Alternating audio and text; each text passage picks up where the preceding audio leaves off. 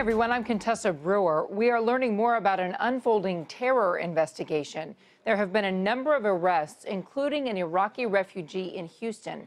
Let's get straight to Justice reporter Paula Reid in Washington. Paula, what are you learning? Well, Contessa, this terror investigation that's unfolding this evening will inevitably have significant political consequences because it involves at least 2 refugees. Now, the documents were just unsealed detailing why these 2 have been arrested. I've been going through them, and here are the highlights. One man, a Sacramento man, a 23-year-old male, he was born in Iraq and came to the U.S. as a refugee in October 2012.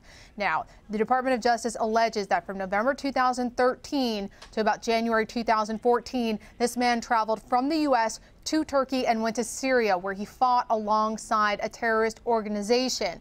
Now, again, he was able to make it back into the United States. And Contessa, that is rare. Most people who go abroad to fight in Syria don't return. They die. So it is incredibly significant that this individual was able to travel to Syria and make it back to the U.S. There's significant concern among law enforcement that individuals who return to the U.S. with that type of terrorism training are a significant threat. Now, the other arrest, the Houston man, he's 24 years old. He was also born in Iraq. He came here in 2009 as a refugee. Now, he is charged with material support for terrorism, which is one of the most significant charges that you can face without actually conducting a terrorist attack. He faces up to 20 years in prison.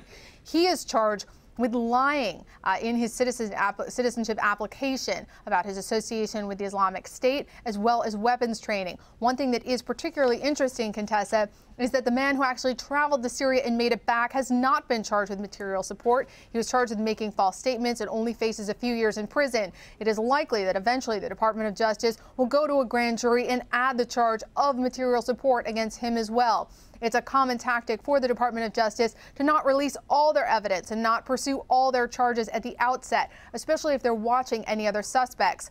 Now, there was one other arrest reported in Milwaukee. The Department of Justice says that is not a counterterrorism arrest, but it is a criminal arrest that grew out of the Sacramento investigation. And Paula, just on this issue of people traveling for terror training overseas and then coming back to the United States, does the government feel like it has a good handle on who does that here in the United States and who comes back from terror training?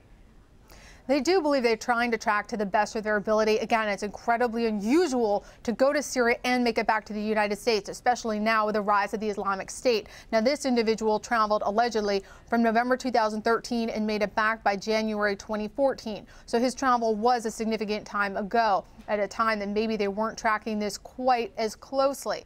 But again, this case is incredibly significant politically because it involved 2 refugees. We already saw the governor of Texas weighing in while the arrests were unfolding. Again, very unusual, talking about the threat that refugees pose, sort of using these arrests as a political statement. And then we have an individual who got to Syria and returned to the U.S. A very unusual case, Contessa, with enormous ramifications for law enforcement and politics in the U.S. Yeah, we're showing right now Governor Abbott's statement saying this is why he called for a halt to refugees entering the United States from countries that are controlled by terrorists, and he's urging the president to halt the resettlement of these refugees in the United States. Paula Reid in Washington at the Bureau there. Paula, thank you for that.